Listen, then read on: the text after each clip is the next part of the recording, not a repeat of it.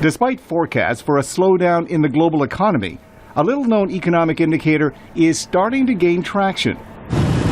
The so-called CAR Index is an attempt to measure the world's middle class based on the number of people who own cars. Uri Dadouche is head of the Global Economics Program at the Carnegie Endowment for International Peace.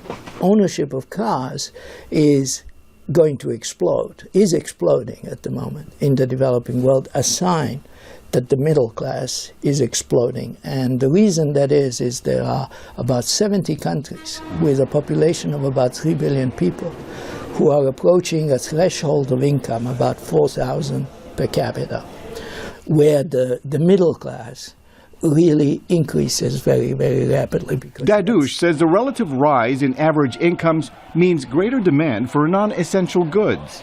Because that's the threshold of income where people begin to have enough to buy all sorts of things. And it so happened that the things that they will buy are the sorts of things that, Japan, Germany, and the United States excel at producing. But the IMF says the economic downturn, which began in 2008, has also led to reduced consumer spending in developed nations. Managing Director Christine Lagarde says uncertainty over the debt crisis in Europe and the possibility that expiring tax cuts and massive government spending reductions could send the U.S. economy into a tailspin remain the biggest risks to the global economy. We clearly still foresee a gradual recovery. But the global growth that we have forecasted 12 months ago, that we have revisited 6 months ago, is likely to be yet a little bit weaker than we had anticipated.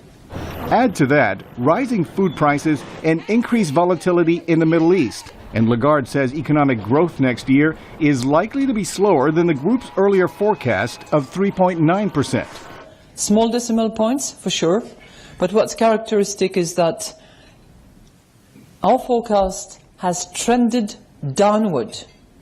Although slower growth in China and the challenges in Europe and the U.S. remain problematic, Dadouche believes the prospects for global growth may be better than the IMF forecast would suggest.